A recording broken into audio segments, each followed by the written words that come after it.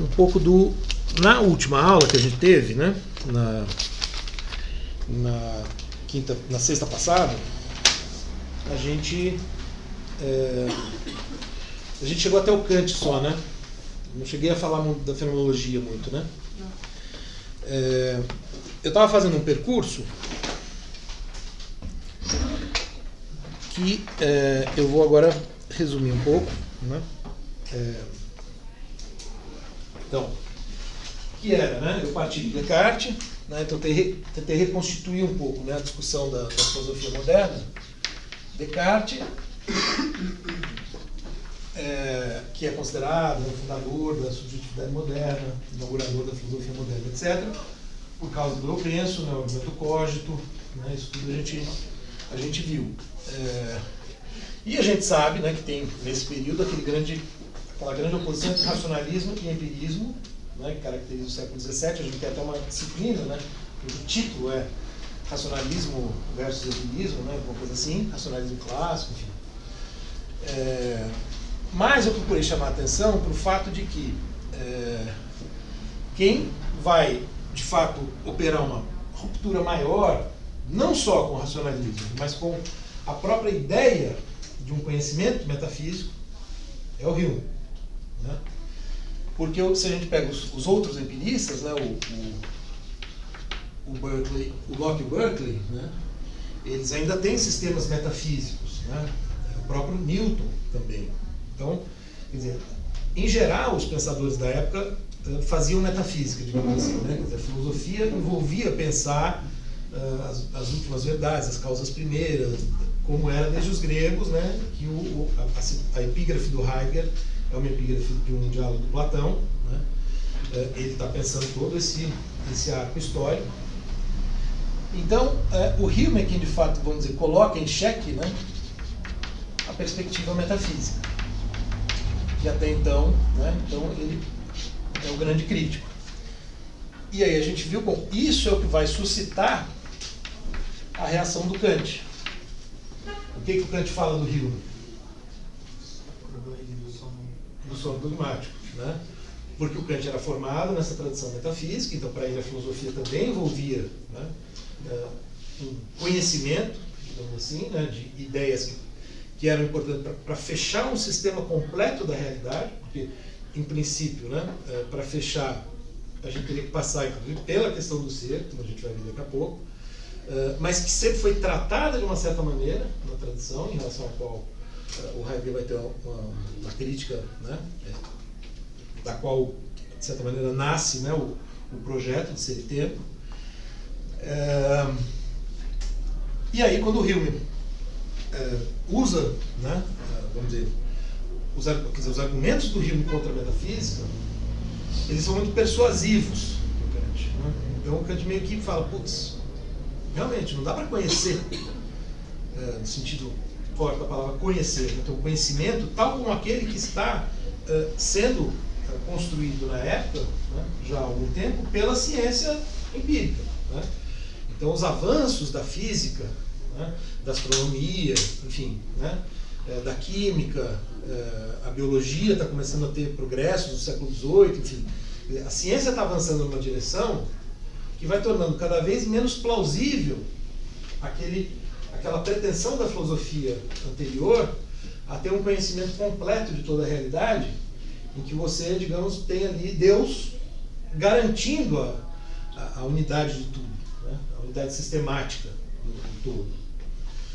Como, vamos dizer, a tendência começa a ser assim, tem aqui uma região da realidade, uma parcela da realidade, que a física vai estudar de um jeito.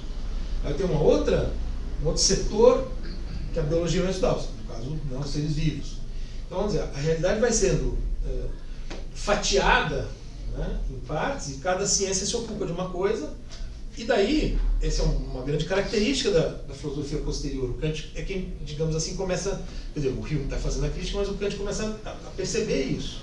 No próprio sistema dele, né, não sei se eu cheguei a falar um pouco mais disso, né, mas ele tem no primeiro, na crítica da razão pura, né, uma preocupação em oferecer um fundamento sólido para a física, que depois ele vai ver que não funciona para a biologia, então ele vai estabelecer uma outra sistemática interna ao próprio sistema das críticas, né, que é a terceira crítica, a crítica da faculdade de julgar, que uma das explicações para esse livro é a tentativa de dar conta da biologia.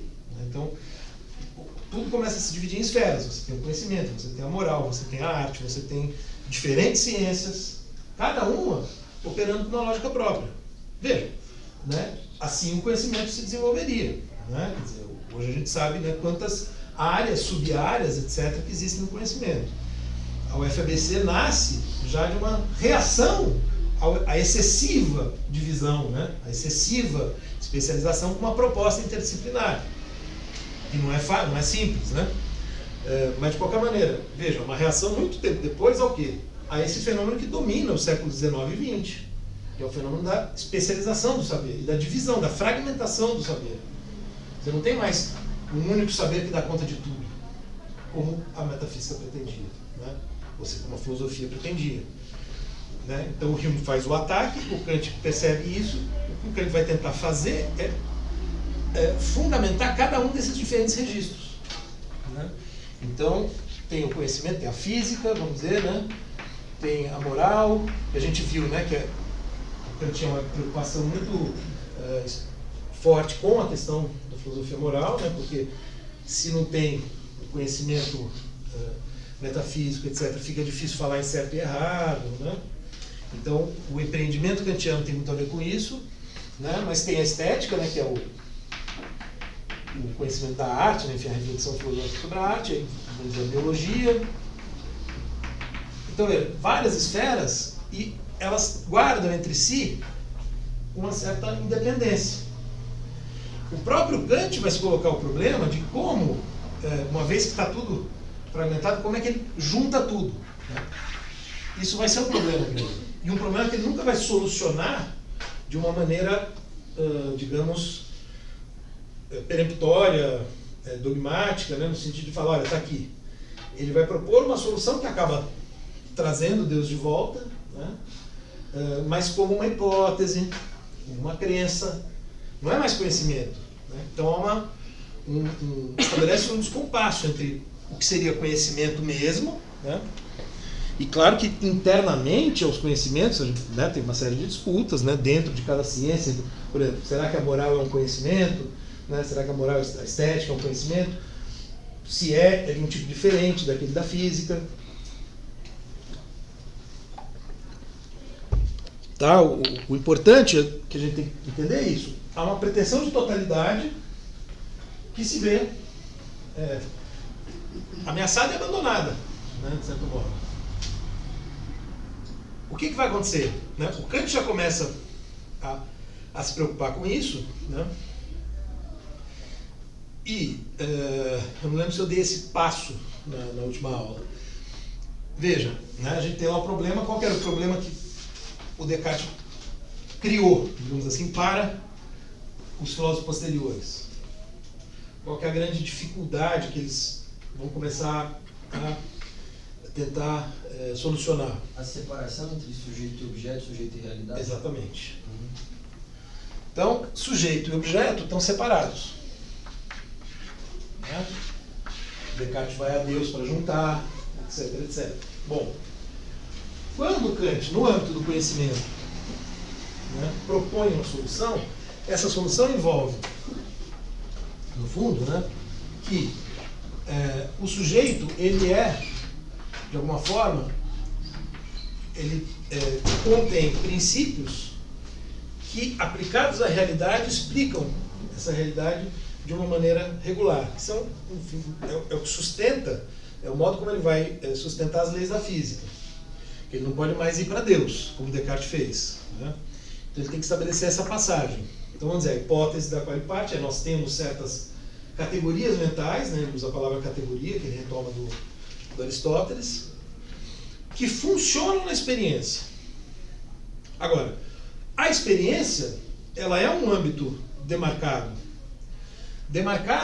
pelos nossos sentidos.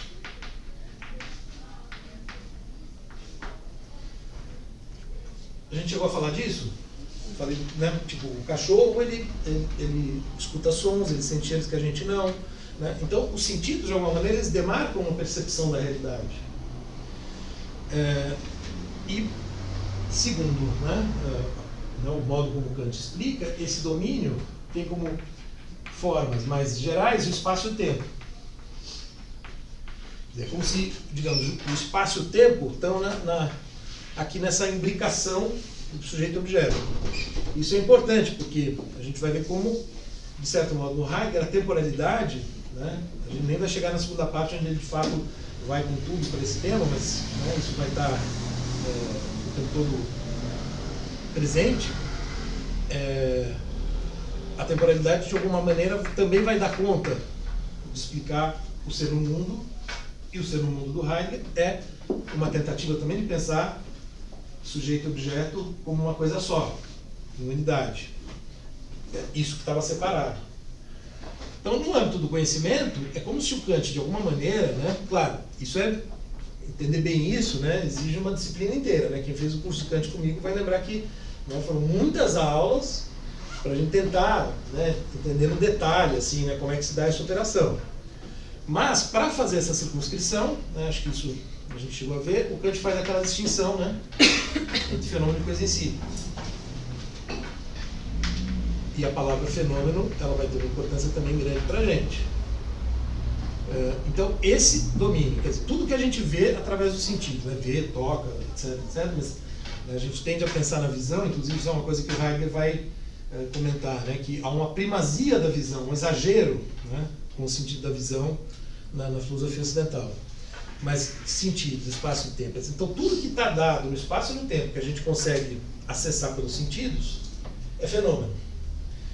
São as coisas tal como elas aparecem para nós nesse domínio da experiência. E nesse domínio da experiência, os nossos conceitos se aplicam de uma maneira regular, necessária e universal a essa experiência. Por isso que, outra coisa que acho que eu mencionei, né, que a matemática e a física se unem na física moderna. A matemática, a princípio, ela era vista como puramente abstrata, né? Quer dizer, são operações, cálculos, etc., que a gente faz que estão num plano descolado da realidade. Né? A física opera uma outra lógica. Então, para os gregos não havia essa conexão. Tudo bem, Pitágoras tinha uma hipótese de explicar as coisas a partir de números, mas uma lógica completamente diferente. Né? E isso é um dos mistérios que eles estão tentando explicar. Né? Ora, então, o Kant, no âmbito do conhecimento, quando ele está pensando isso, ele aproxima. Né? Quer dizer, ele consegue articular sujeito e objeto de uma maneira muito interessante, digamos assim, né? Muito engenhosa, se comparado, né, às soluções anteriores, até porque a metafísica clássica, né, todos aqueles filósofos, Descartes, Leibniz, Spinoza, Locke, Berkeley, né, estão operando com uma terceira figura, pensar isso aqui que é Deus. Né? O Hume está dizendo, não, desiste de pensar isso daí.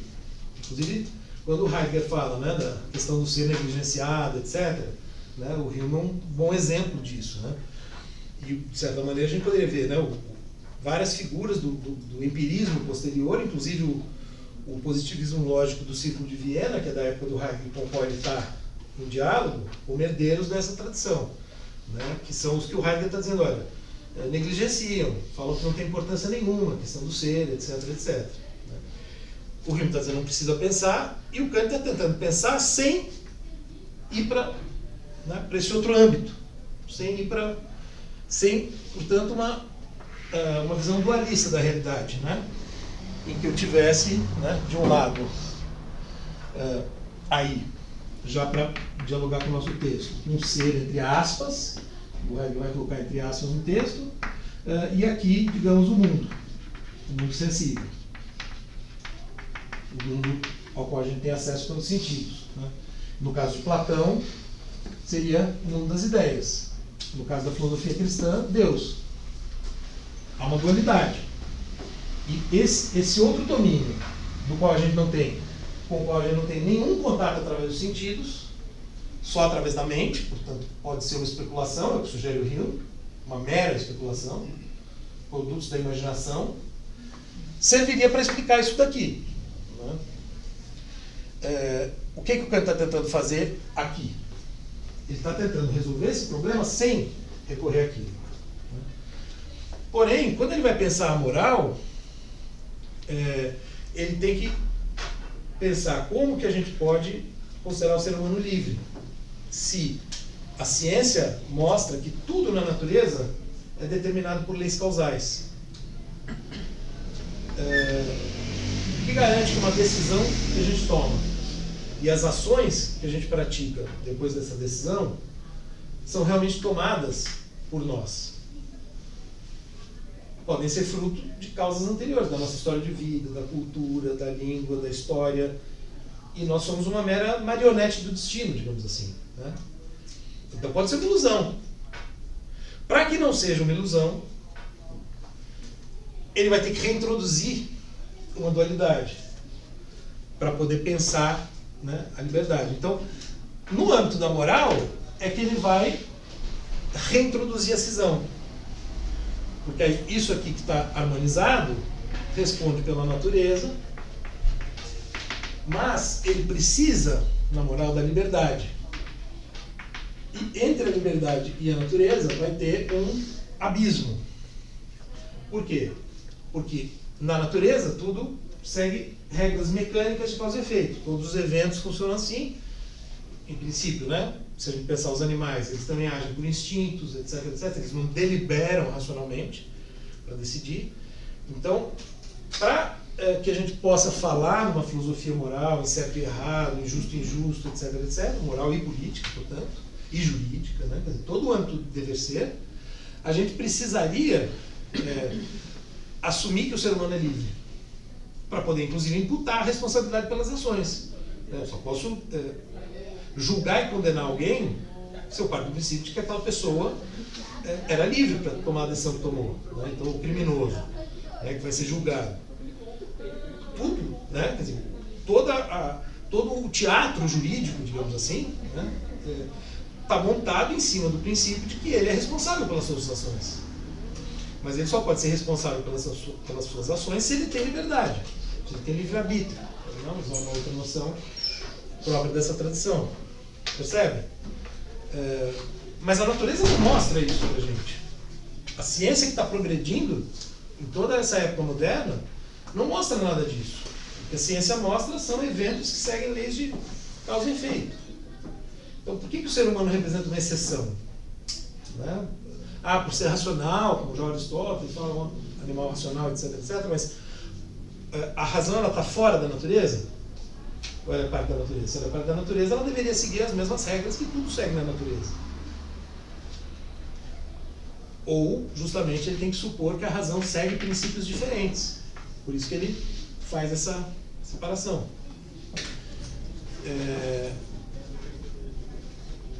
Então, a ética kantiana, né, que vai ser uma ética do imperativo categórico, do dever, etc., supõe essa relação, e nós estamos cindidos entre os dois mundos. Né? Nós somos, vamos usar essa expressão, de um lado um eu inteligível e de outro lado um eu sensível. Aqui, esse aqui dita regras para esse. E o agir moral é seguir as regras que estão aqui. Né? Então, se a gente pensar, né, no diabinho e no anjinho que estão na nossa cabeça, né?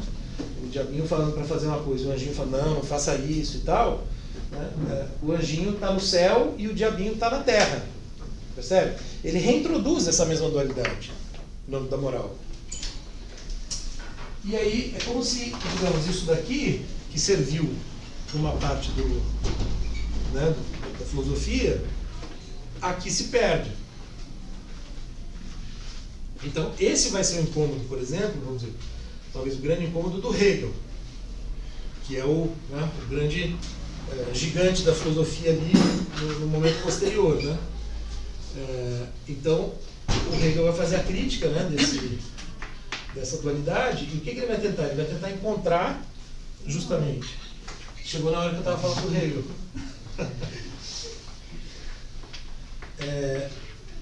vai tentar encontrar um fundamento comum. Pensar que sujeito e mundo, mente e mundo, tem o mesmo fundamento. Porque o Kant aqui está supondo o quê?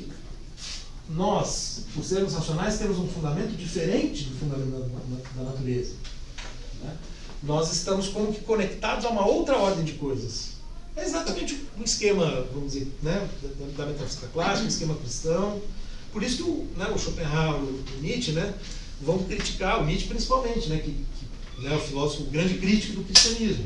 Então, lá, o Kant fez tudo isso daí, né, não tinha Deus, etc. Mas na hora do vamos ver, voltou o esquema cristão exatamente como sempre foi. Tá certo? Você tem, só nós, seres humanos, estamos conectados a uma ordem superior, ao mundo inteligível, e é lá que nós encontramos os critérios para agir no mundo sensível. Ele recupera a dualidade que estava em Platão, que estava na metafísica clássica, na filosofia cristã. Volta. Ele tira de cena no primeiro momento, mas volta no segundo momento. E aí vai haver um esforço muito grande dos filósofos posteriores para tentar encontrar um fundamento único para as duas coisas e, portanto, alguma estratégia, que não vai ser simples, de fundamentar tanto a física como a moral no mesmo fundamento. Isso vai requerer do Hegel, por exemplo, uma série de estratégias, né? Enfim, não vou entrar em detalhes aqui para a gente conseguir chegar no texto, né? Mas essa é a ideia, encontrar um fundamento comum, tá? Que no caso do Hegel seria o espírito absoluto, que do ponto de vista, vamos dizer, de um kantiano olhando para isso, né? A crítica dos kantianos ao Hegel seria, bom, ao falar disso, o que o Hegel está fazendo? Ele está ultrapassando esse âmbito aqui, que seria onde o conhecimento tinha que ficar, e está justamente vindo para esse outro lado aqui dos fenômenos, que seriam as coisas em si. Né?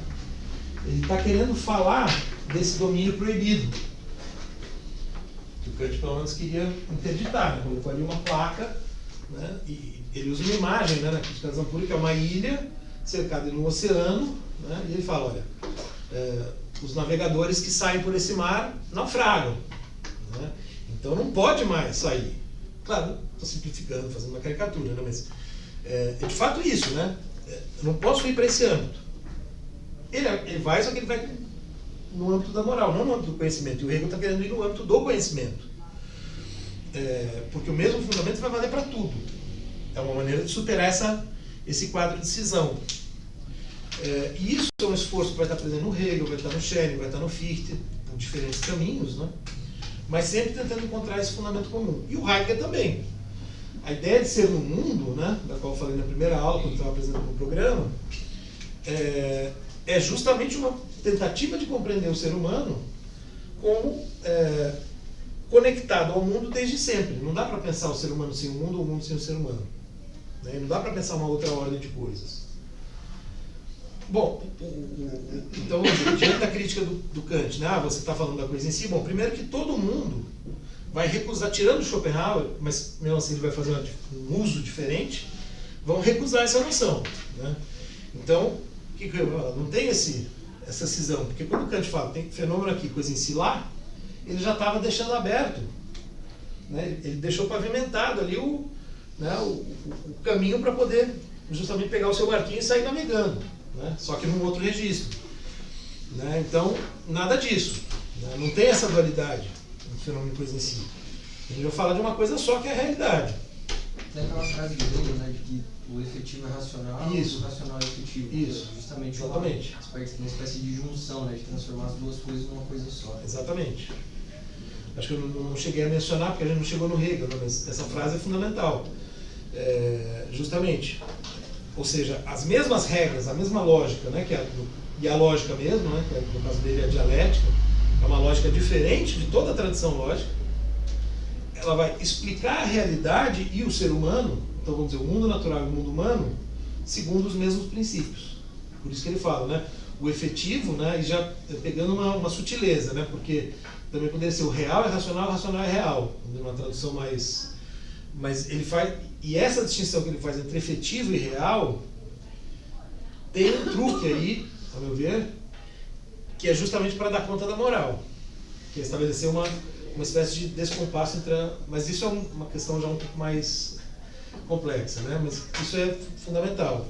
Então, a lógica dialética, né, do Hegel que o Marx vai aplicar depois, né, para os sistemas econômicos, é justamente esse sistema de princípios que vai explicar tanto a realidade natural como a realidade histórica, a realidade humana, cultural, histórica, etc. E ele passa a compreender, a gente vai ver no texto, quer dizer, né, suponho que vocês tenham lido, ele menciona o Hegel como um caso à parte na história da metafísica. Né? Embora a história da metafísica vai de Platão a Nietzsche, e o mesmo erro atravessa toda ela, mas aqui ele sinaliza que o Hegel tem ali um papel no sentido de uma espécie de ponto de inflexão.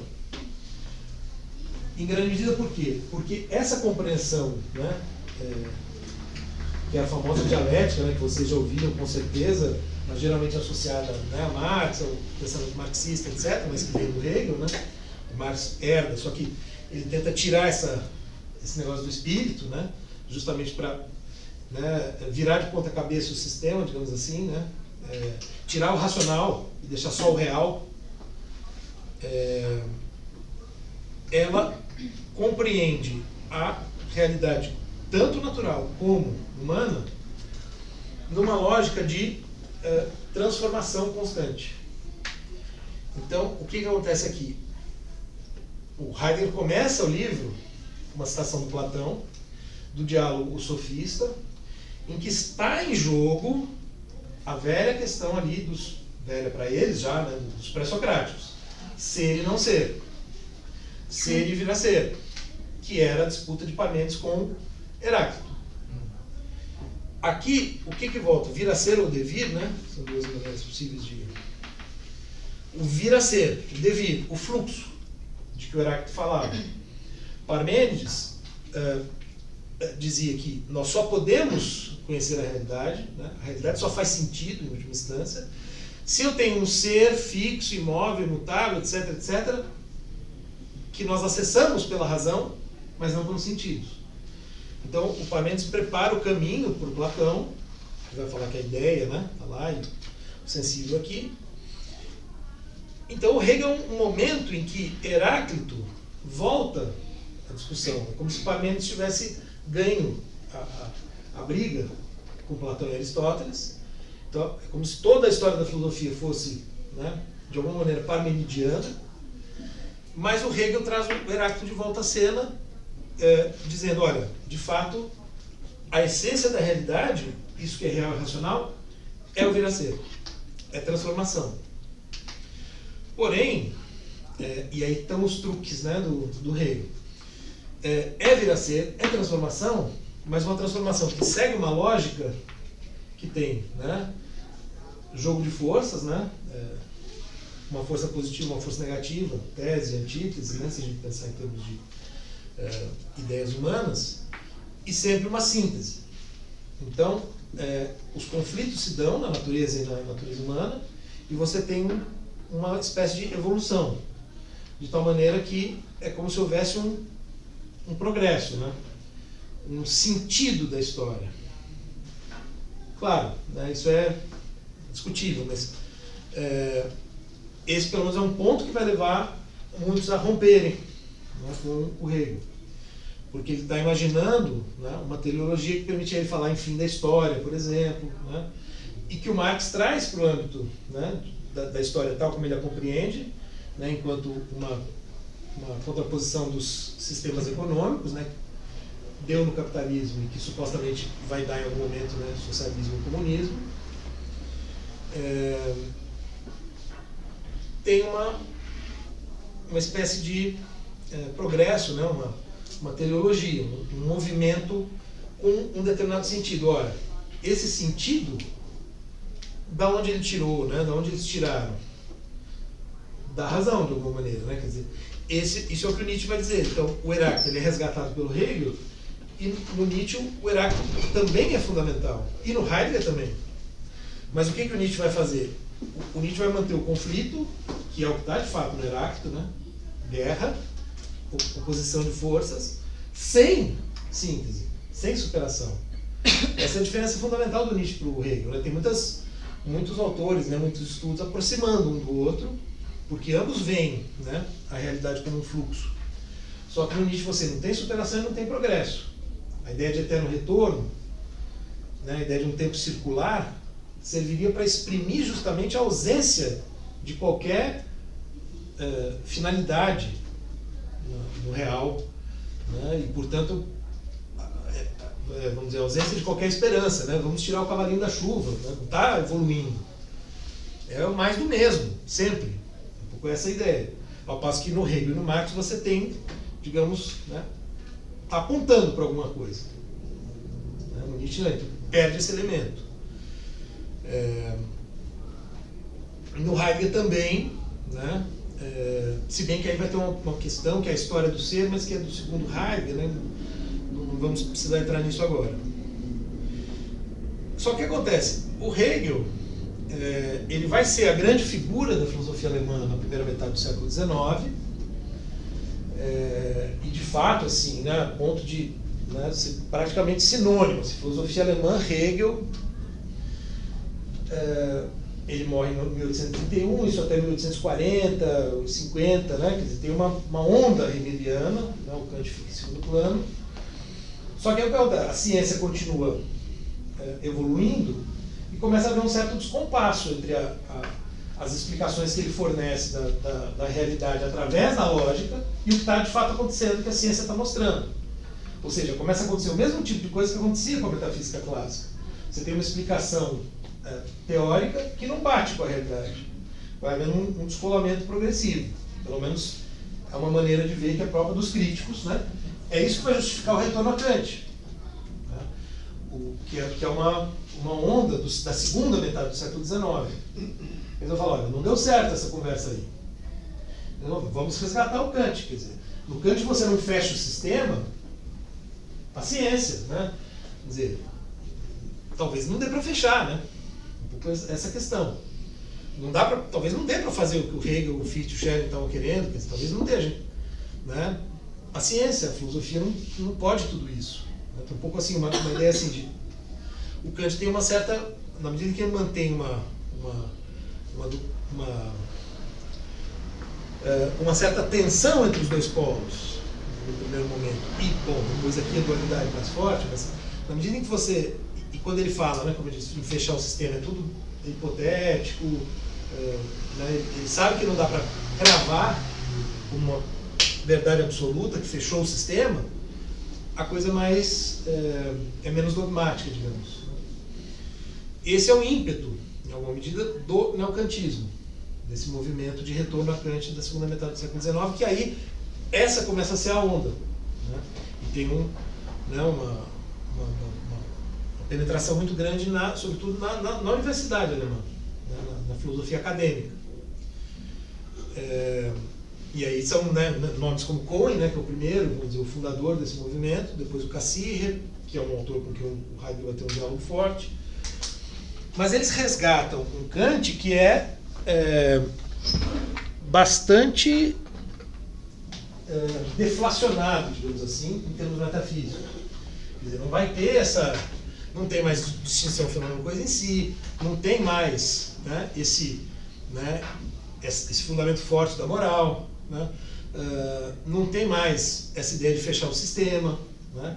Então, é mais ou menos uma tentativa de pensar esses dois polos como uma forma de explicar a ciência, uma forma eficaz de explicar a ciência, mas mesmo aqui também há isso que eu estou chamando de deflação, né? Porque não tem as 12, porque o Kant fala 12 categorias, quer dizer, como se ele fizesse uma radiografia da razão, assim, né? Colocando cada coisa no seu lugar, né? Inclusive ele usa muito essa imagem, né, de colocar as coisas no lugar, é como se tivesse uma visão da razão, né, e conseguisse. Isso eles abandonam, né? Inclusive eles nem falam mais em sujeito e objeto, eles vão manter apenas a ideia de transcendental, mas com um sentido mais, vamos dizer, fraco, né? Então você tem um domínio, né, que seria o transcendental, não é transcendente. Tá? Essa é uma diferença. O transcendental seria isso que diz respeito a essas condições que estão pressupostas, que estão funcionando, mas a gente não sabe onde estão, digamos assim, quando a gente, por exemplo, descobre leis da física. A realidade está funcionando segundo uma lógica. Tá, se a gente quiser imaginar coisas, faria sentido imaginar um intelecto divino, né? Uma inteligência governando a realidade. Pode imaginar, né? Só que a gente não tem elemento nenhum para afirmar isso, cravar isso, né? Então é como se, veja, tá aqui, tem um âmbito aqui, mas esse âmbito não está em nenhum lugar, né? São apenas pressupostos que a gente descobre estudando o mundo, né? Então, a ciência vai estudando e vai supondo, né, que tem princípios regulando, propondo teorias, modelos teóricos, etc., para explicar a própria realidade. E funciona assim na ciência até hoje, tanto que tem, né, muita gente que ainda trabalha nessa chave para pensar a ciência. Claro, tem muitas correntes na filosofia da ciência, etc., mas, né, tem muitos estudos que vão pensar a partir dessa chave, né? E o neocantismo, então, tem um papel importante, né? Então você tem o transcendental e você tem a experiência. A experiência, né, de que falava o Kant, a experiência sensível. Vamos dizer, se o Kant ele tem, por influência do Hume, um lado mais empírico, né, digamos assim, é esse lado, sobretudo, que eles estão resgatando. Né? Então eles estão querendo fundamentar física, matemática, química, biologia, eles estão preocupados com as ciências naturais. As ciências humanas estão surgindo. O Cassir vai mais longe depois, né? Até porque ele vai viver muito mais tempo, né? O Poe era mais velho, enfim, o Poe morreu em 18, o Cassir só vai morrer em 45. Então o Cassir vai desenvolver toda uma filosofia depois, onde ele vai tentar dar conta de muita coisa. Mas a preocupação inicial deles era com a ciência, porque eles falavam, olha, essa filosofia não está dando conta da ciência. É um pouco esse o argumento, né? Independentemente de tomar posição. Eu tenho uma dúvida.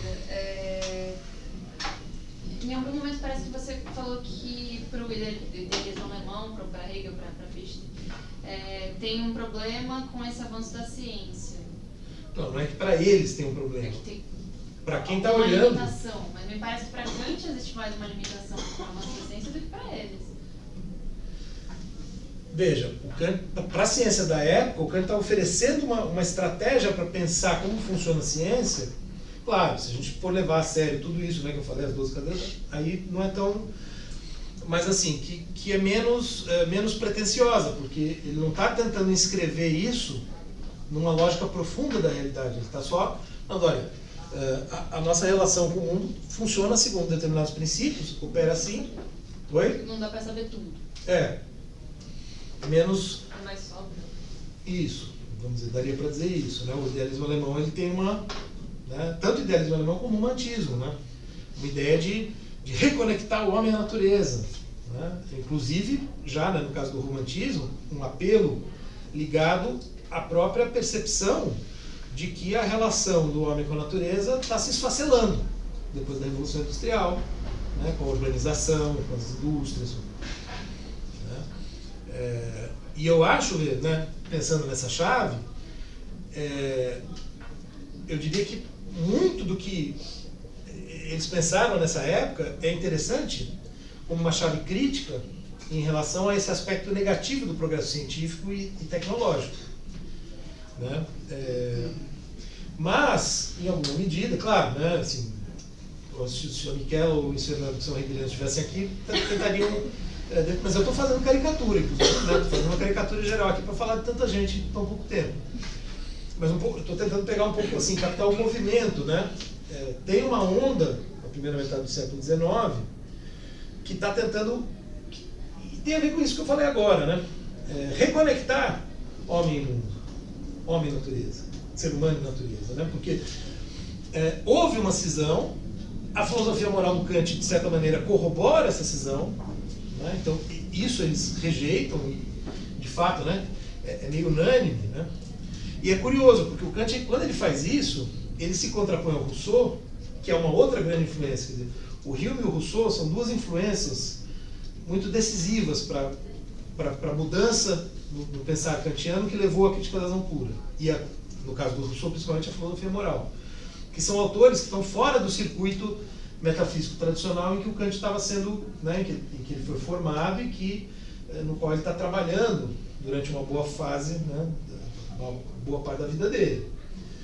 O Hume, por causa da crítica metafísica, e o Rousseau, porque o que o Rousseau já está pensando ali, né, meio, né, ali também, né, mais ou menos na mesma época, né, um pouquinho antes, né, eu não lembro agora o ano de nascimento do Rousseau, mas eles são, né, meio contemporâneos. O Rousseau é um pouco mais velho, mas o Rousseau morre acho que um pouquinho antes da Revolução Francesa, enfim, o Kant um pouco depois, mas o Rousseau ele representa um ponto de virada na filosofia francesa que tem muita conexão com o romantismo,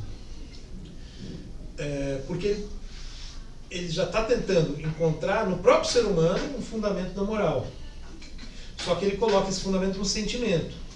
Ele fala que nós temos um sentimento que é despertado, esse seria o que mostra esse sentimento, que seria universal, segundo ele, quando nós vemos uma situação de sofrimento de outro ser humano, ou mesmo de animais. Isso é uma coisa interessante, porque o Kant os animais são coisas, bem dentro da tradição cristã, né? Então o Rousseau tem uma sensibilidade maior para isso.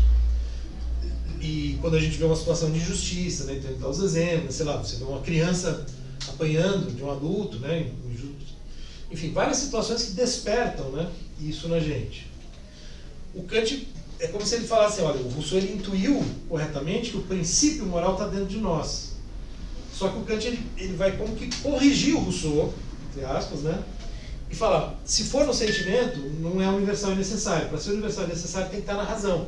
Então ele como que transfere esse princípio do sentimento para a razão.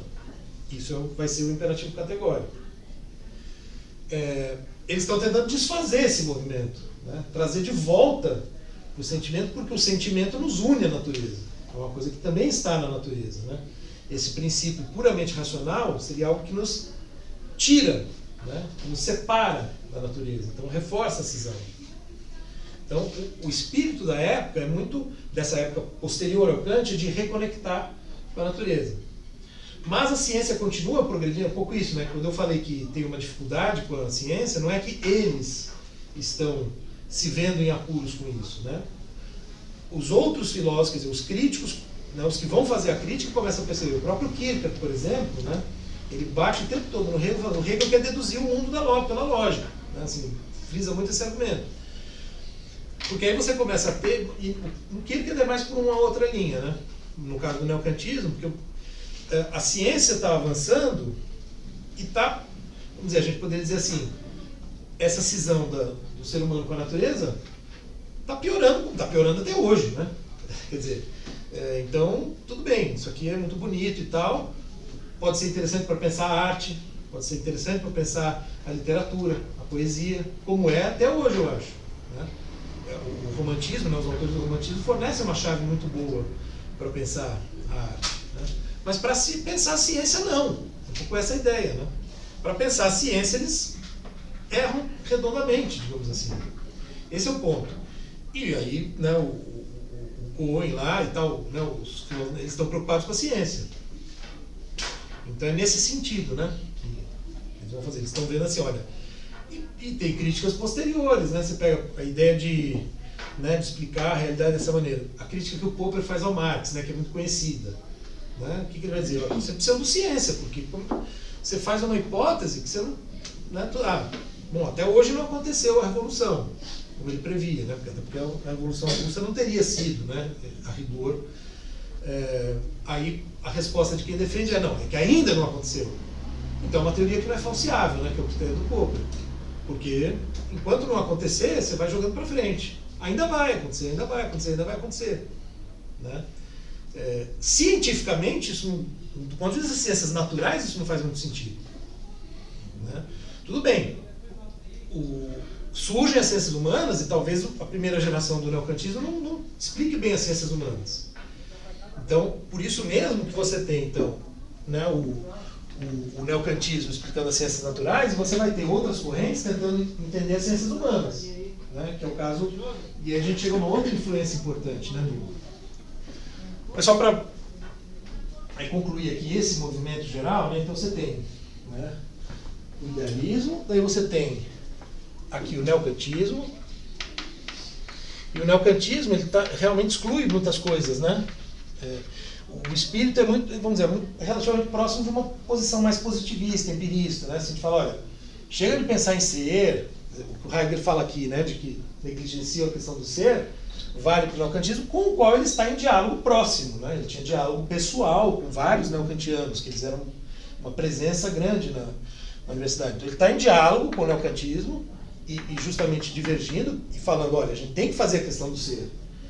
Né? E tem um debate dele com Cassirer em 29, né, o setembro de 27, que é um célebre debate, né, em que isso está em jogo. Então, vamos dizer, tem uma briga aqui com o neocantismo, em torno da questão do ser. E na mesma época tem a fenomenologia, né, do Husserl, que de alguma maneira também está mais próxima do Kant do que do Hegel e do idealismo alemão. E ele vai justamente pegar a noção de fenômeno, só que sem a noção de coisa em si.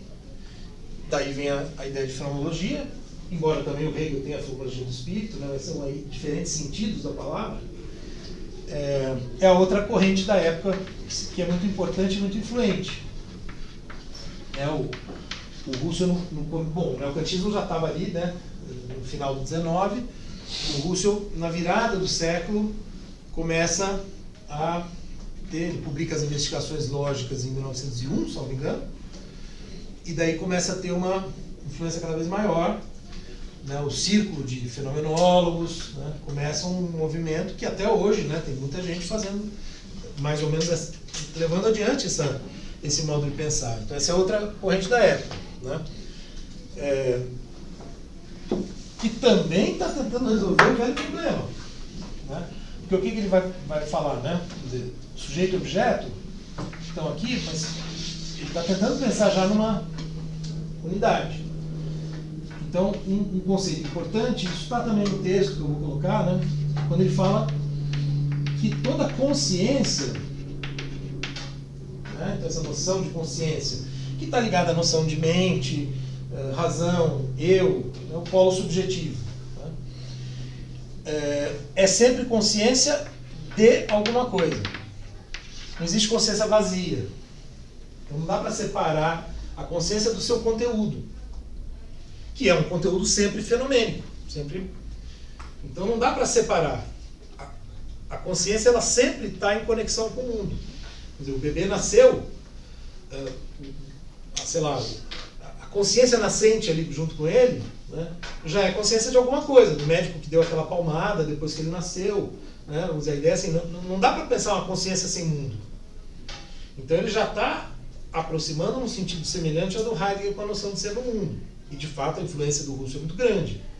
Né? Porque o Heidegger, a gente vai ver o parágrafo 7 da introdução, onde ele justamente fala, o meu método é a fenomenologia. Ele tem algumas diferenças importantes que ele vai fazer em relação ao Husserl, mas é um método que ele traz para si, né? Que tem, vamos dizer, não tem as pretensões filosóficas do idealismo, mas tem mais pretensão filosófica do que isso aqui. E pretende dar conta das ciências humanas. Porque a noção, tanto de experiência como de fenômeno, vão se ampliar. E abarcar, né, o que o Husserl chama, e os fenomenólogos em geral, de vivências. O termo é escolhido justamente para estabelecer uma diferença com experiência, porque a experiência seria uma coisa mais estrita, né? De fato, aquilo que é observável, né? Então é aquela experiência da ciência natural, da física, da química, né? Dos cientistas trabalhando ali no laboratório. Então ele contrapõe a noção de experiência à noção de vivência, né? E vivências no plural principalmente. Enfim, tem os termos em alemão, etc. Né? Mas, então, as vivências também são fenômenos. No conceito estrito de experiência, e o que pode ser uma vivência? Uma experiência alegre que nós tivemos, né? Uma recordação de uma situação da infância, né? Um sonho. Tudo isso são vivências. Né?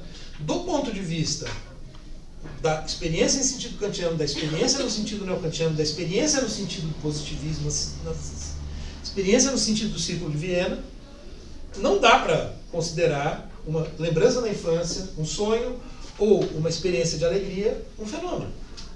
Não é experiência. Percebe? Então, há uma ampliação. Por isso que o Heidegger vai adotar o método fenomenológico para falar de coisas como a angústia, de coisas como a morte, né?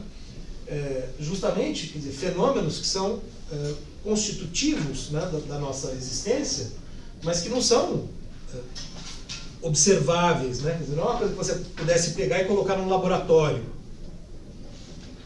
ou botar um telescópio, um microscópio para ver, né? Você não vê a alegria de alguém, quer dizer, a gente vê, mas a gente compreende porque nós também sentimos, mas não é um fenômeno palpável, né? Então isso é importante para entender, né, o que o Heidegger vai fazer. E aí uma outra referência importante, eu vou só realmente enumerar aqui as outras influências que são relevantes. Que horas são, por favor? 8 e 6. Tá. Então, o neocantismo, né, com o qual ele está em diálogo, e essas duas correntes, na época que o Heidegger está começando os seus estudos, né, na filosofia, desenvolvendo sua tese, tá? Ou seja, nos anos 10, entre 20 e 30 anos, né, quando ele tinha entre 20 e 30 anos, essas são as grandes referências, assim, né, as duas correntes talvez mais fortes na Universidade Alemã do período, na filosofia, né? E em particular ali nos contextos que ele frequentou, né, certamente. Mas tem uma outra, que é a hermenêutica. E é no âmbito da hermenêutica que vem do Schleiermacher, que é um autor contemporâneo do Hegel ali, no começo do século XIX, e passa pelo Dilthey, que é um autor que vai ter uma importância grande para o Heidegger, né? Então, o Schleiermacher e o Dilthey. Vou passar o Dilthey aqui, porque ele que é a referência mais importante para o Heidegger. E ele é o cara que vai, o nome associado a uma reflexão que está tentando pensar as ciências humanas nascentes no final do século XIX. Qual é o estatuto que tem essas ciências humanas? Porque elas, de fato, são muito diferentes das ciências naturais, né? Eu quero estudar coisas que estão além da experiência no sentido estrito, para estudar sociedade, fatos sociais, né? Que são as noções que o Durkheim e o Weber estão começando a esboçar ali para inaugurar. Vocês devem ter estudado isso, né, em disciplinas do BCH. Como é que eu vou justamente compreender esse fazer científico que é diferente do outro, essa metodologia que é diferente da outra, né? E o Dilthey cunha uma expressão, não sei se é ele que cunha, né, porque talvez alguém tenha antes dele mencionado, mas ele ficou associado a isso, a Geisteswissenschaften, que é, traduzido ao pé da letra, ciências do espírito. Mas vejam, né, é por isso que a gente geralmente coloca ciências humanas, né, porque não é espiritismo, nem o espírito absoluto do Hegel, né. A palavra espírito em alemão ela tem um sentido mais amplo. É uma palavra que o Nietzsche usa muito, né? O Nietzsche que, né, é um grande anticristão, né? Que tem um pouco esse sentido, né? Assim, de subjetividade, enfim, atividade intelectual, né? Então, atividades humanas, né? Então, na verdade, a gente traduz por ciências humanas. Agora, o que vai acontecer? Isso é importante para entender o Heidegger. Então ele está com essa influência e ele começa, a partir de um certo ponto, a hermenêutica entra no segundo momento, já mais para o final dos anos 10.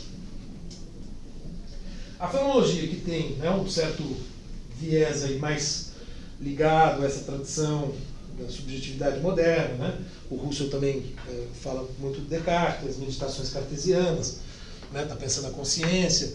Então tem né, vem mais por aí, né? O Husserl tem a intenção, aqui eu não coloquei, né, de fazer disso uma ciência. Tem a ideia de que a fenomenologia poderia ser uma ciência tão rigorosa quanto a matemática. O Husserl ele veio da matemática, Então veja, ele e o Heidegger têm procedências muito diferentes. O Heidegger veio da teologia, o Husserl veio da matemática, né? E o Husserl tem um ideal, digamos, científico, talvez cientificista, muito forte, né? Então ele quer que a fenomenologia seja uma ciência.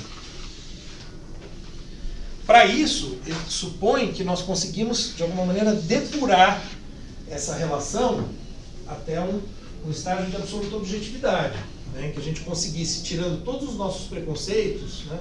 Um pouco aquilo que o Descartes faz nas meditações, chegar num estado puro da relação consciência-mundo. O que a hermenêutica está apontando vai no sentido de mostrar que nós estamos sempre interpretando a realidade, né? Que foi na aula da manhã você até falou do perspectivismo, né? Que é uma noção que está ali no Nietzsche, na mesma época. Há uma tendência que vem muito junto ali com as ciências humanas de pensar, a hermenêutica é a ciência da interpretação, né? A arte da interpretação. De pensar, o Nietzsche fala, né? Não existem fatos, existem apenas interpretações. Quer dizer, com isso, o que ele está dizendo? A hermenêutica, né, ela tem a hermenêutica bíblica, a hermenêutica jurídica, né, a hermenêutica filosófica, mas aqui, se a gente estende a esse ponto, na verdade, nós somos seres hermenêuticos, nós somos seres interpretantes. Se nós somos seres sempre interpretantes, isso significa que nós olhamos para o mundo, mesmo na experiência dos sentidos, já com alguma coisa prévia. Ou seja, não existe uma observação neutra. Isso, né, se tornou um pouco moeda corrente. Acho que, né, hoje em dia a gente tem um certo consenso em relação a isso, né? Mesmo na filosofia da ciência, né? Não existe um olhar 100% neutro. A gente olha para o mundo a partir do nosso referencial, da nossa situação de fala, né, para usar uma palavra que hoje é muito usada, a nossa situação. Aliás, a palavra situação a hermenêutica usa, né? Situação hermenêutica. A partir de uma língua. Então, quem vive no Brasil e aprendeu a língua materna em português, vê o mundo de um jeito que é diferente do modo como um chinês vê o mundo. Só pela língua já tem diferença. Mas além da língua, tem uma certa história, tem uma cultura, tem a história pessoal, especificamente. Né? Tudo isso vai determinar como a gente olha para um objeto, mesmo na experiência mais objetiva. Né? Ora, vejam, tem um curto-circuito aqui, né? Entre a ideia de fazer uma ciência fenomenológica que vai falar das vivências, que vai falar, né, das experiências humanas, etc., etc., cientificamente, do mesmo modo como a matemática, e a ideia de que as ciências, né, humanas operam fundamentalmente assim, são interpretativas e não podem se livrar disso. Parece um pouco o problema do Hegel de novo, né? Que essa pretensão de transformar a fenomenologia em ciência. Boa. Parece remeter um pouco ao que o Hegel estava querendo fazer, e ele, segundo a crítica neocantiana, caiu nesse mesmo problema. Sim, bem observado. Inclusive o debate dos neocantianos com o Husserl passa muito por aí, né?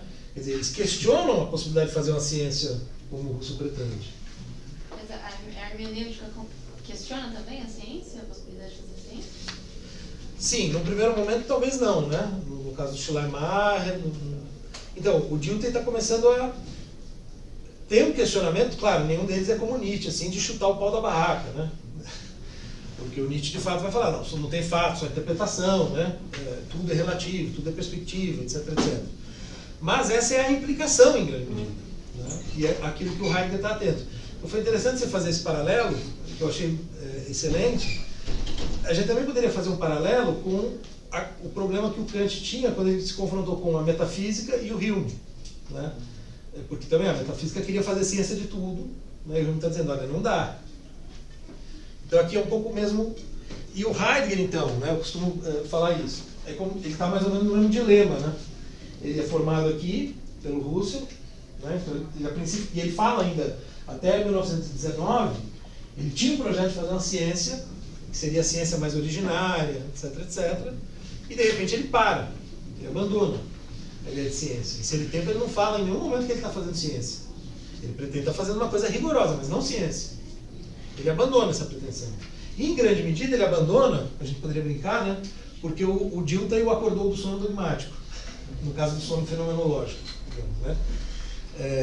Porque chamou atenção para isso. Talvez o Nietzsche também, né? É que o Nietzsche ainda não tinha tanta influência, mas o Jaspers, né, que era muito próximo do Heidegger, já estava lendo Nietzsche, né, nessa época. E Kierkegaard.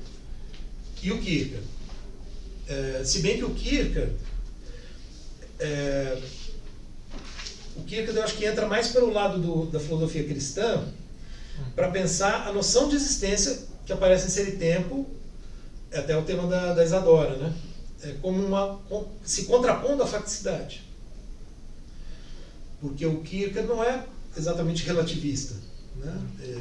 Ele vê o conhecimento, o que ele fala assim, o conhecimento vem até aqui e o conhecimento de fato não é um conhecimento, por isso que ele diverge do Hegel, né? Chega uma hora, como Kant, assim, como se fosse uma ilha, né?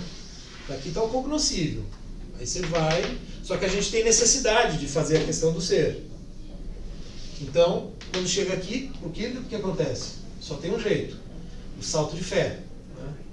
É só a fé que vai salvar da angústia, mesmo termo que o Heidegger usa, quando a gente se dá conta da não explicação do ser, ou do nada, enfim.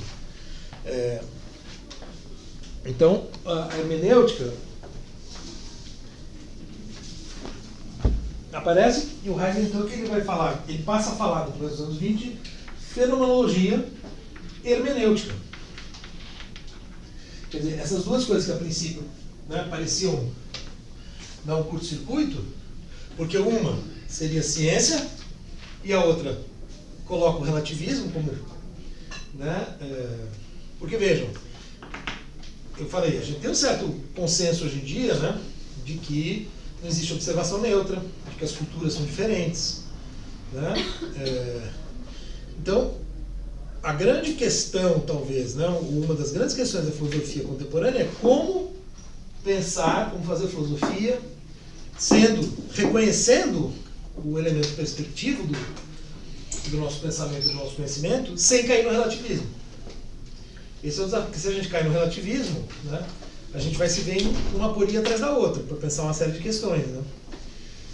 O Heidegger não poderia fazer um projeto desse se ele ficasse no relativismo. Mas ele também não pode ficar com esse ideal, talvez ingênuo de ciência, né, dele que está. Então ele tenta encontrar uma coisa intermediária. Só que aí, o que acontece? Ele vai usar esse método, então, que junta as duas coisas, para pensar o quê? Para pensar o ser. E aí a gente pode se perguntar, bom, da onde vem a própria, né, esse interesse, né, essa necessidade de perguntar pelo ser? Porque vejam, né, a pergunta pelo ser, e aí a fenomenologia hermenêutica vai ser também uma ontologia, que é, na tradição filosófica, desde os gregos, o estudo do ser enquanto tal. Em alguma medida, acho que daria para dizer, para cobrir uma outra influência importante, que isso está ligado à própria formação cristã, né, quer dizer, a questão Deus, que ele percebe que não dá mais para tratar uma chave doutrinária dogmática, ou seja, simplesmente aceitar uma visão de mundo. É preciso pensar a questão, e ele vai voltando na história da filosofia e vai vendo, né, como essa questão se abre, que é, então, uma outra influência decisiva, né? Então, veja, a gente está aqui, Russell, fenomenologia, cadê o Dilthey aqui? Acho que eu apaguei. Na hermenêutica, o Dilthey, né? Então, são alguns nomes aí importantes. E, então, você tem a filosofia cristã, mas, em particular, claro que, né, o Heidegger conhecia a história da filosofia inteira que nem a palma da mão, né? Assim, é difícil, né? Não sei como ele fazia isso, mas ele, né, conhecia tudo, né? E a filosofia medieval muito bem. Inclusive, a tese de habilitação dele foi sobre Duns Scotus, que ele cita aqui, né? Mas tem uma linhagem que eu acho que é de onde vem mais diretamente o modo como ele vai pensar o ser e a noção de existência, que aparece em Ser e Tempo, que é uma noção que ele introduz em Ser e Tempo, fundamentalmente, que passa por Agostinho, Lutero e Kierkegaard. E aí, duas noções, justamente são noções decisivas em ser e tempo que vem daqui. A noção de existência, no sentido que o Heidegger dá para ela, e a noção de angústia. O Kierkegaard tem um livro, né, O Conceito de Angústia, que o Heidegger cita numa notinha de rodapé, no capítulo da angústia, assim, mas é muito mais do que nota de rodapé, né? Assim, tem coisas assim que são muito parecidas, né? Quase plágio, assim, né? Claro, tô brincando, né? Mas, por exemplo, a diferença entre angústia e medo, que o Heidegger coloca aqui, é muito parecida, assim, basicamente é o mesmo argumento, né? Essas duas noções e a noção de existência que está na base, né? O Kierkegaard é considerado o pai do existencialismo. O Heidegger não gosta de ser chamado de existencialista porque ele não gosta de ser chamado de nada, né? Ele não quer ser aproximado de ninguém, né? Ele é absolutamente único. Mas, né, ele também tem um papel fundamental no existencialismo, né? O Sartre vai escrever o Ser e o Nada a partir de Ser e Tempo, assim, né? Um diálogo direto. E todos eles, de algum modo, têm uma remissão ao Kierkegaard, que por sua vez remete para cá, que por sua vez remete para cá. E o Agostinho, o Heidegger conhecia muito bem. E o Agostinho ele cita, talvez sem tanto pudor, né? Na notinha no rodapé. E o Lutero, que é interessante, porque o Heidegger era católico,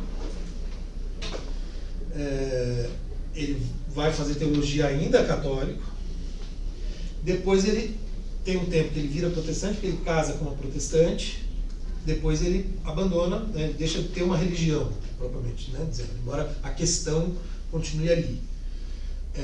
Mas a virada para o luteranismo, ela se explica também em termos teóricos, né? Não é só, talvez, o que a mulher era, né? Tem um sentido, essa virada, que a gente vai perceber, que diz respeito a uma relação, né? Esse é o ponto, né? Indivíduo-Deus, né? Que aqui tem a ver com a singularidade do ser aí, da experiência do ser aí, né? Na angústia, etc, etc.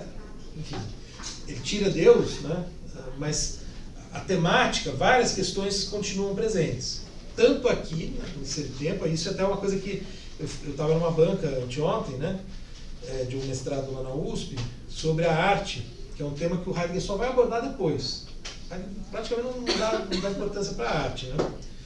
Mas aí ele começa a tratar. Então era um trabalho sobre o segundo Heidegger. E aí tem uma série de noções do segundo Heidegger que também lembra a escatologia cristã, né? Enfim. Né? Então tem um fundo, né? Então, no fim das contas, né, eu queria chamar a atenção para essas 4 grandes influências, né? A filosofia cristã e, de um modo geral, a visão cristã de mundo, que ele tem desde pequenininho, né? Quer dizer, como eu já falei, né? Ele era filho de sacristão, vivia numa cidade pequena muito católica, no final do século XIX. Né? Então, isso, né, o lugar de fala dele, né, a situação hermenêutica dele, passa por aí. A fenomenologia, que é o primeiro método, digamos, filosófico com o qual ele opera. A hermenêutica, que leva a questionar a fenomenologia.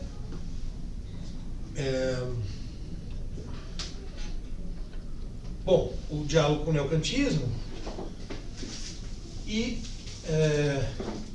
aí tem um elemento importante, antes de Ser e Tempo, que é Aristóteles, né? Portanto, a filosofia grega. Porque, no primeiro momento, como ele vem ele está preocupado com isso, ele vai estudar a filosofia medieval. No começo dos anos 20, ele vai com tudo para a filosofia grega, em particular para Aristóteles, mas também para Platão, né? Então, você falou 4 influências ou 5? Você coloca Não, na verdade, a quinta é que, enfim, ele traz o Kant também para o primeiro plano, né, em setembro, mas aí o Kant já entra via Russell, né, quer dizer, uma figura que está... Em fenomenologia, mas, né, então... mas na verdade aí tem uma discussão, assim, até que ponto ele não traz o Kant também, assim, num sentido diferente, porque ele está já se contrapondo ao Russell, né? E aí ele passa a ver, inclusive no livro de 29, que é Kant para uma metafísica, que é logo depois, né, 27, 29, muitos comentadores falam que é uma fase kantiana do Heidegger. Ele vai para o Kant meio que tentar encontrar, eu falei há espaço e tempo, ainda comentei, né? Como que falar, olha, o Kant, quando ele trata ali do tempo, da imaginação, da crítica da razão pura, né, enfim, ele vai lá, né, cavucar o texto, como ele faz, né, ele fala, ó, o Kant vislumbrou, só que ele não foi na direção que ele tinha que ter ido, né, digamos assim, né, que é a direção que ele vai, né. Mas enfim, então, só, né, um pouco um mapa das referências, que ajuda também a entender, né, especificamente aqui o começo do texto, né. No caso, vejam, os gregos adquirem uma importância grande nos anos anteriores. Os cursos sobre Aristóteles são mais ou menos de 22 a 24, né? E ele começa a escrever esse tempo em 25 e 26. Então, assim, ele tem um mergulho em Aristóteles extremamente importante.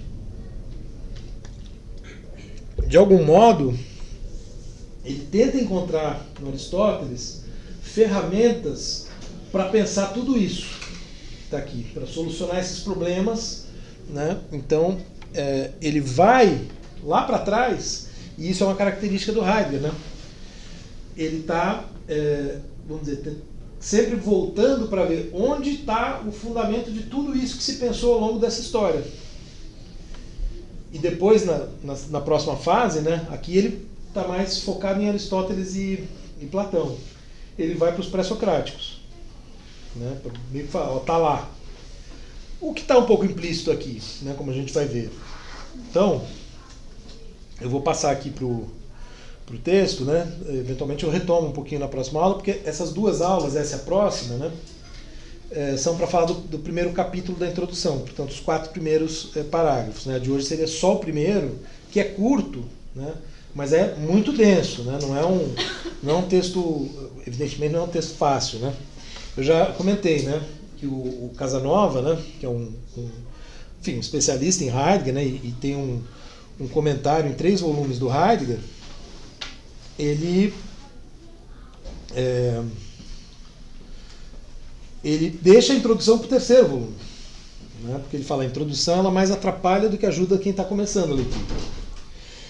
Enfim, né, aí eu tentei dar essa disciplina sem a introdução da última vez, agora eu trouxe de volta pelo menos algumas partes da introdução, porque da última vez eu senti falta, né? Mas depois da aula de hoje sobre essa primeira sessão eu voltei a ficar em dúvida. Porque de fato é bastante difícil, né?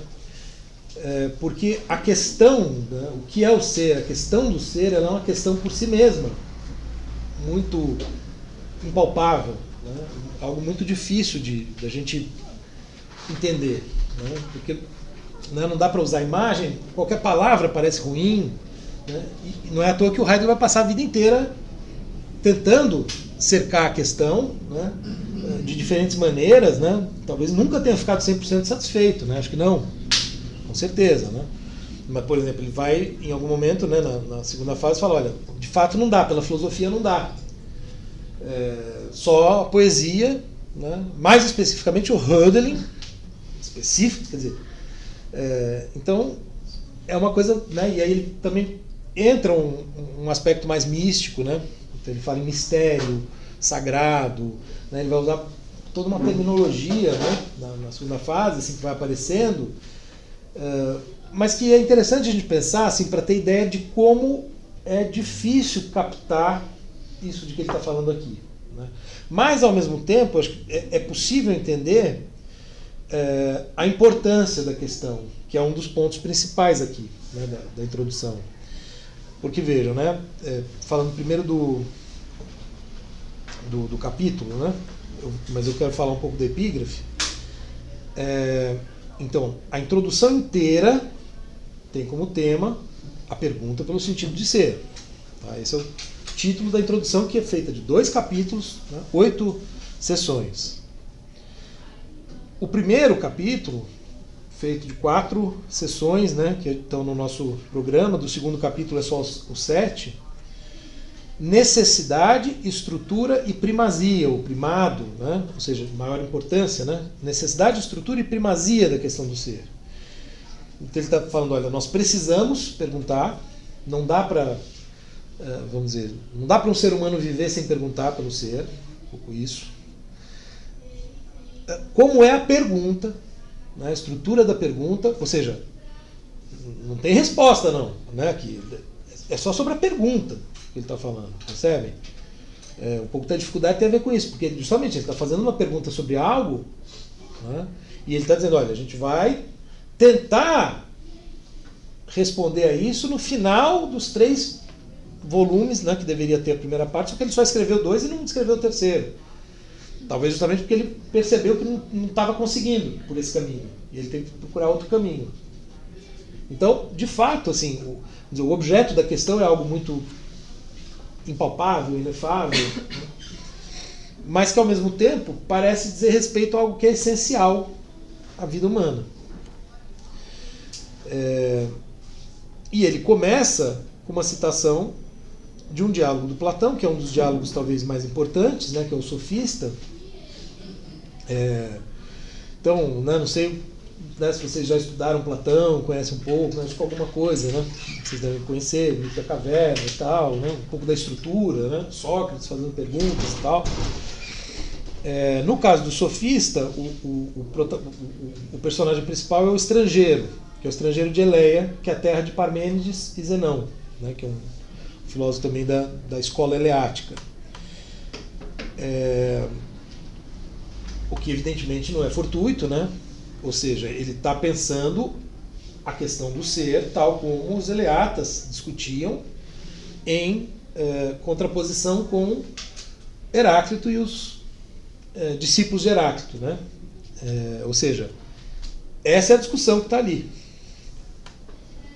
E qual que é basicamente, né? Bom, né, o Parmênides está, vamos dizer, eles estão lá pensando, bom, a gente usa o verbo ser o tempo todo, né? Quando a gente fala, por exemplo, a lousa é verde, a parede é branca, tá? Toda a predicação, a gente está sempre usando o verbo ser, mas a gente também usa em outros sentidos, né? Quando eu falo eu sou, aí é interessante porque em português a gente tem o estou e o sou, né? Isso é uma coisa que acho que não sei se eu já comentei, né? Tem uma tradução do Emil Stein, ele propõe traduzir o Dasein por estar aí em vez de ser aí. Porque o estar, ele pega melhor essa ideia do transitório, né? Do fugaz. Então faz algum sentido mesmo, né? Não sei se é uma boa solução para uniformizar, né? Criar um termo. Mas não tem em alemão, não tem em inglês, não tem em francês essa distinção entre estar e ser, né? Então, em alemão você vai falar, né? Eu sou triste. Né? A gente fala eu estou, mas não, vamos dizer, é o mesmo, como se fosse a mesma palavra, né? Isso é muito diferente de a parede é branca. Né?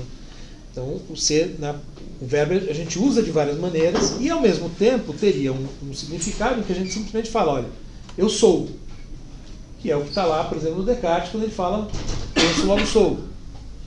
Nesse caso, qual é o sentido do ser? Quando eu falo eu sou, ponto. Existir. É a mesma coisa que dizer penso, logo existo. Né? Então, o ser ele tem vários sentidos, vários empregos possíveis. Né? Por isso que Aristóteles vai falar que o ser se diz de vários modos. Ele já está, no momento posterior a Platão, ainda às voltas com essa mesma questão. E entre Parmênides e Heráclito, o que estava, vamos dizer, o que pega ali naquele debate, né, e tal como ele vem, né, e tal como o próprio Platão herda e tenta dar uma solução para ele. Se o nosso conhecimento expresso por meio da linguagem deve ter algum valor de verdade, é preciso que algo seja de maneira estável, porque senão eu falo uma coisa agora e no momento seguinte aquilo já não é mais verdadeiro, que é o que o Heráclito vai dizer, né? E aí tem um diálogo do Platão que tem um discípulo do Heráclito, que é o Crátilo, né? Que defende exatamente essa posição, fala, a nossa linguagem ela adultera a realidade, então não tem como ter verdade no que a gente fala. O mais próximo que a gente pode chegar da verdade é apontar com o dedo por um instante, porque no instante seguinte já não é aquilo, né? Então a discussão está justamente passando por essa necessidade de alguma fixidez na base do uso que a gente faz da palavra ser. Por isso que Parmênides então vai dizer, olha, O ser é, o não ser não é. Parece não uma tautologia, né? E vai dizer, do ser nós podemos falar, do não ser não. Só que tem um problema. A gente usa o tempo todo o não ser. Né? Se eu falo, bom, a luz é verde, mas amanhã a gente chega aqui, ou terça-feira, né, a gente vem para a nossa aula, alguém pintou de azul. Bom, a lousa não é mais verde. Então a gente vai ver, olha, a lousa não é verde.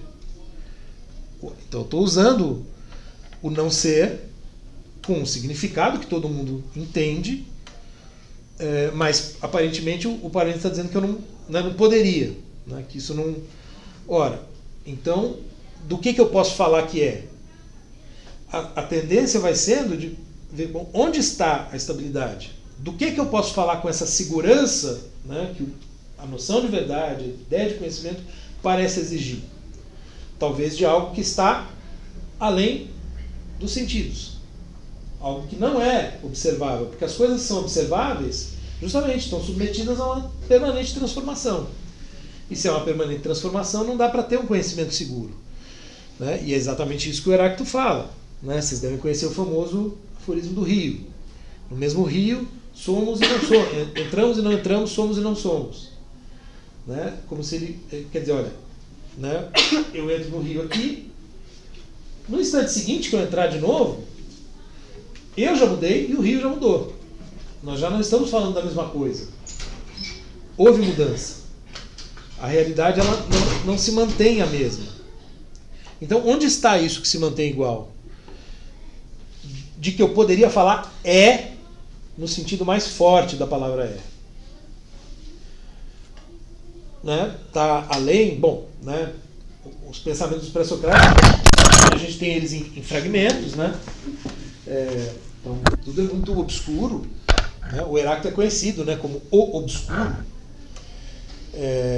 Mas, né, o Parmênides está falando de um ser imóvel, fixo, imutável, etc, etc, que não está no visível e que as coisas que a gente vê, quer dizer, os sentidos, eles são enganosos.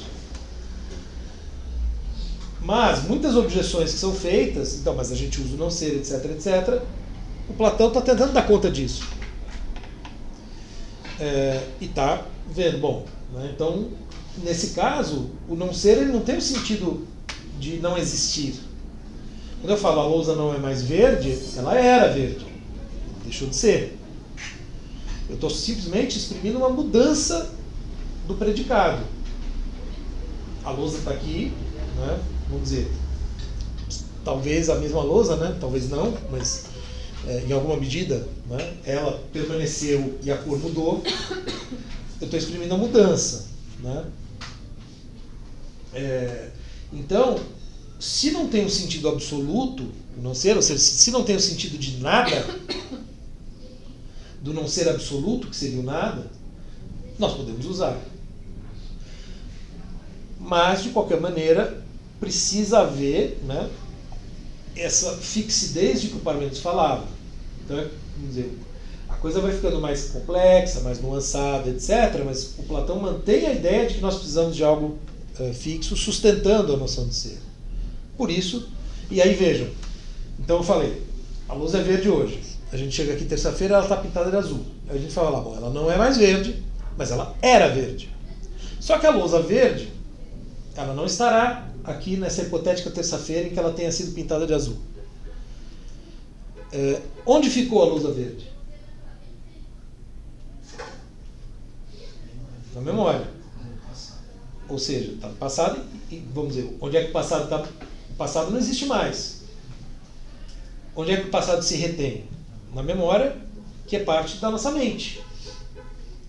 Então, a existência da lousa verde, que nós estamos vendo hoje, né, supondo que ela tenha sido pintada na terça-feira, passa a estar na ideia, né, para usar a expressão do Platão. Então, somente na ideia nós temos essa fixidez. Tudo que está na realidade visível muda, mas as ideias não. Então, o Platão ele vai por esse caminho, né, para pensar a fixidez. Por isso que a ideia é onde está. O que o o prisioneiro encontra quando ele sai da caverna, no mito da caverna? A luz, né? A luz, mas o que a luz representa? Lá no último parágrafo, o Platão vai dizer o que a luz significa. A verdade, mas o que é essa verdade, essa luz? A ideia do ser. A ideia do ser, exatamente, né, a questão que está aqui pra gente. Então, Platão vai responder a questão do ser dizendo, o ser é a ideia.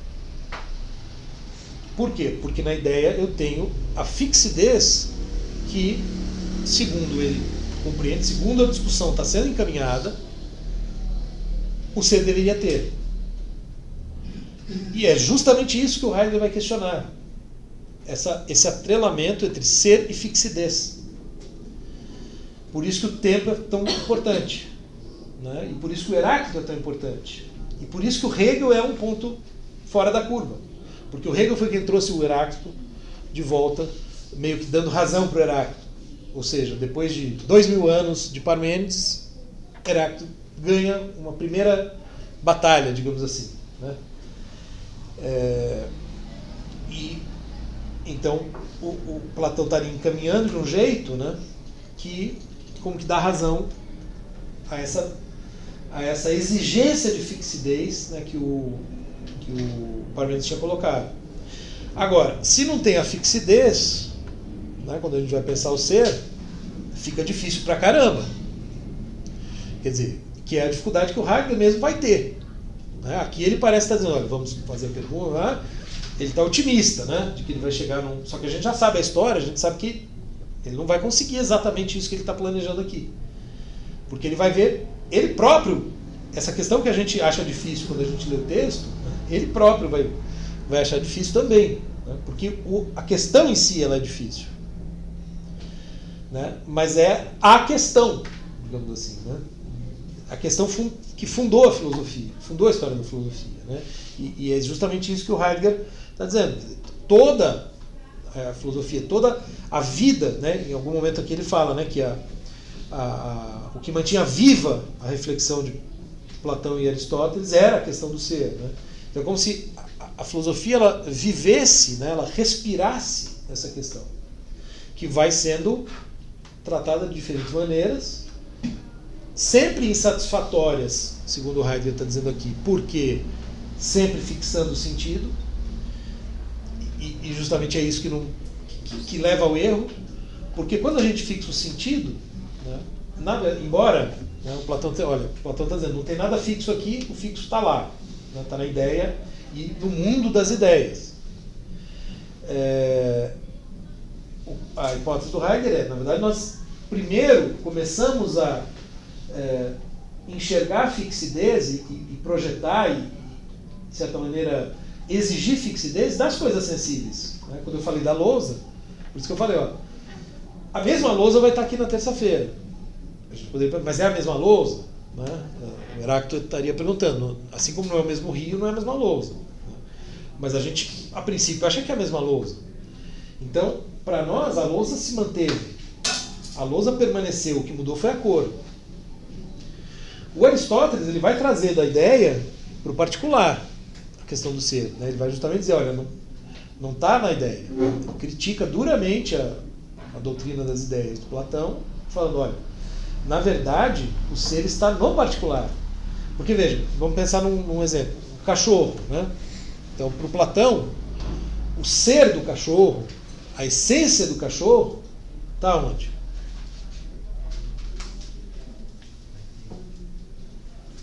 Na ideia de cachorro, ou seja, no conceito, que não existe no mundo sensível. O que existe no mundo sensível é este cachorro, aquele cachorro, né? Cada um de nós deve estar pensando em algum cachorro na cabeça. Vários cachorros singulares, particulares. O cachorro universal, né, a gente pode dizer que ele está na mente. Então ele tem ele existe enquanto ideia, mas então o Aristóteles vai dizer, olha, isso está aqui, mas a realidade mesmo está ali. Né? Então, é como se ele devolvesse o ser, vamos dizer assim, para o mundo sensível, dizendo o ser está lá no particular. Quando a gente vai para os conceitos, a gente vai se distanciando. em alguma medida do ser. Claro, a gente precisa fazer isso para produzir conhecimento, né? Mas a essência está lá. Só que ele vai pensar essa essência do particular de uma maneira fixadora de sentido também, né? Enfim, aí seja matéria, energia, né? Aí eu não sou especialista em filosofia antiga, eu nunca sei direito, né, exatamente, inclusive as palavras, né, têm sentidos muito específicos, mas tem uma certa noção, vamos dizer, que a gente poderia pensar, uma noção de matéria, que a gente chama modernamente, né, de matéria, que estaria ali fixando, como o Demócrito vai pensar em átomo, né, mas estaria dentro do mundo, né, e não fora. Porque Platão está como que postulando um outro mundo. Então Platão dá origem àquela dualidade forte, né? Mas a hipótese, então, né, que eu estou pensando aqui a partir do Heidegger, né, que o Heidegger estaria pensando a gente pega essa fixidez que a gente acha que as coisas têm e projeta em algum lugar onde essa fixidez seria de fato eterna, imutável, etc, etc. Ora, esse lugar da ideia platônica é o lugar que, na filosofia, né, não na religião no começo, né, se pensar o cristianismo ali, Cristo, os apóstolos e tal, né, mas é um lugar que, na filosofia, na elaboração teórica, que vai procurar justificar essa visão de mundo, digamos assim, o lugar está lá pronto, né? Então, Platão deixa ali um lugar para a ideia que é onde vai se encaixar o Deus cristão. O Kant faz algo parecido com a coisa em si, né? Ele deixa ali um espaço vazio, depois ele vai estrategicamente colocar ali de volta, só que vai dizer, olha, é apenas uma ideia, tá? O que, para o Platão, e o Kant retoma exatamente a noção de ideia do Platão, né? Ele vai falar, o Platão estava errado em supor que o mundo das ideias existe. Na verdade, é só ideia. É só ideia, mas uma ideia que, de alguma maneira... Bom, essa é uma discussão interminável, inclusive entre os intérpretes, né, do Kant. É só uma ideia, mas que parece estar apontando para alguma coisa, inclusive no sentido de justificar uma fé, né? E a existência de Deus se torna um postulado da razão prática, né? Enfim. Então, fala. O Heidegger, apesar de ele particularizar a noção do ser, né, que é o que ele está fazendo, se diferenciando do Platão, ele ainda pretende pensar o ser de forma universal. O Aristóteles, no caso. Não, o Heidegger. Tá, mas eu estava falando esse trazer para o particular, né? Ah, você estava falando do Aristóteles. Do Aristóteles. Do Heidegger. Então acho que eu perdi aqui do Aristóteles. Não, tá certo então. É claro que, vamos dizer, o Heidegger está mais próximo do Aristóteles do que do Platão, certamente. Tanto é que ele começa, como a gente vai ver, pensando... você acha que não? Ele acha que... ele vai, então, procurar responder a pergunta do ser, começando pelo ser do ser humano, pelo ser do ser aí. E ele vai logo de saída no parágrafo 9, né, que a gente vai ler, que é quando começa o capítulo 1, né, quando terminada essa estranha introdução, como diz o Casanova, né, essa difícil introdução, ele começa a parte, entre muitas aspas, fácil, né, dizendo, o ser, né, é meu, é a cada vez meu, é teu, ou seja, ali ele está o quê? Ele está sinalizando, ele está apontando para o particular. Ele está falando, cada existência num sentido, sentido forte, né, do existe, né, de maneira particular. Cada existência uma existência não se confunde com a outra. Por isso que eu acho que eu confundi com Heidegger, que parecia muito a mesma coisa, sim. Parecia muito a visão dele. Né? Tanto é que diz, né, ele passou 3 anos ali, né, só estudando Aristóteles, dando curso sobre Aristóteles. Então Aristóteles está na cabeça dele, né? Mais do que Platão, embora ele também tenha dado um curso de Platão, acho que em 24. Sobre então acho que a pergunta vale mesmo assim. Apesar dele particularizar o ser, ele ainda pretende, enfim, considerar o ser de um ponto de vista universalizante? Então, excelente questão, né? Essa é outra questão que parece haver sempre uma certa ambiguidade, né? Porque, de fato, se ele está fazendo uma descrição, uma análise do ser aí, que aparentemente vale para todo ser aí, então isso tem um caráter universal. Mas, nessa perspectiva universal, ele está dizendo, o ser é a cada vez de um jeito. E ele vai definir lá na segunda parte, ele vai chegar, né, ele vai desembocar, como ele anuncia, né, na introdução, no tempo como uma, digamos, resposta provisória para a questão. Né? Como dizer, olha, o ser está sempre mudando. Né? Mas se ele está sempre mudando, esta afirmação, é o paradoxo do relativismo, né? A afirmação de que o tempo está sempre mudando, ela também muda ou ela permanece válida? Né? Então, é uma questão bem difícil, assim, porque ao mesmo tempo que ele parece estar fazendo uma descrição universal, ele não pode assumir isso com todas as letras, né? Ele não pode se confessar, né? Ele não pode admitir essa petição de princípio, né? Como se fala, né? Ele está partindo já de um ideal. Supostamente ele vai investigar, né? Para chegar em um resultado. Mas é uma excelente questão, né? Porque ao mesmo tempo que ele vai falar, o mesmo problema estaria no próprio Aristóteles e em todos que apontam para o singular, né? O próprio Nietzsche, em alguma medida, né? Porque o que eu tinha falado antes, como não ser relativista, né? Se a gente adota uma premissa como essa? E é uma discussão e tanto, né? Veja, a Edith Stein, né, que é uma filósofa muito interessante, né? Acho que eu já mencionei, mas não cheguei a falar muito. Posso falar melhor depois, até porque está dando nosso horário. Ela também era do círculo do Husserl, né? Dos fenomenólogos. Ela foi assistente do Husserl de 16 a 18, depois o Heidegger foi de 18 a 20. Assim, então eles estavam ali no mesmo contexto, né? Aprendendo com o Husserl e cada um levando a fenomenologia para um lado. E ela, que era de origem judia, né, de família judaica, ela se converte ao catolicismo em 1921, e aí passa a estudar a filosofia cristã, sobretudo Tomás de Aquino. E aí ela vai fazer um tratado, assim como o Heidegger está juntando tudo isso daqui, ela vai juntar Tomás de Aquino com a fenomenologia. Ela escreve isso, e aí veja, né? Ela começa a perseguição a todos que têm origem judaica, ela vai ser morta em Auschwitz.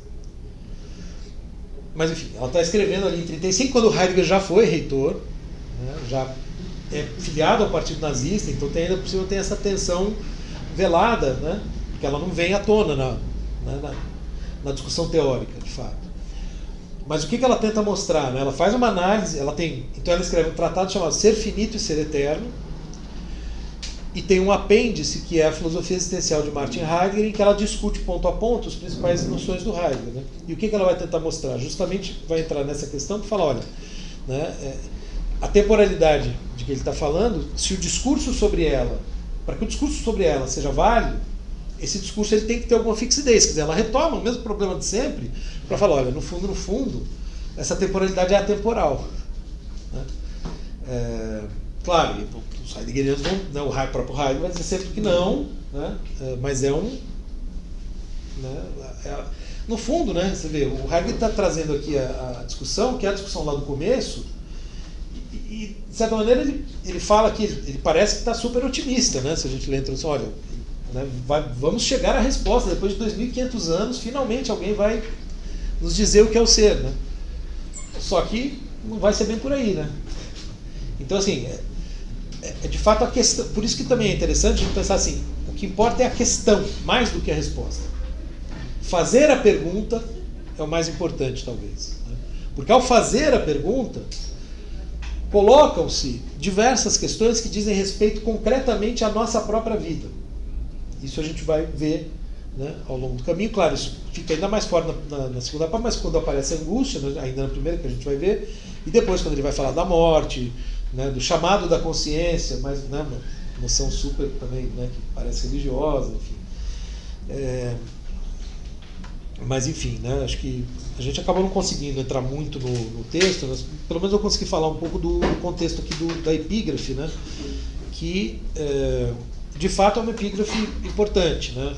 Aí ele escolheu a dedo o que ele queria botar aqui no começo da sua grande obra, né? Que está publicando uma obra pela primeira vez em 11 anos. Né? Então, a escolha foi muito bem pensada. Né? Então a gente tem que tentar entender por que ele pegou essa citação. Né? Porque ele está remetendo a essa discussão.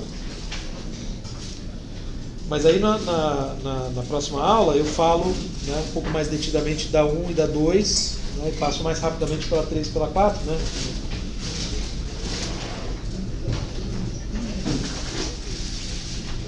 Bom fim de semana, pessoal. Professor, Oi. qual que é a disciplina que você dá de cantinho?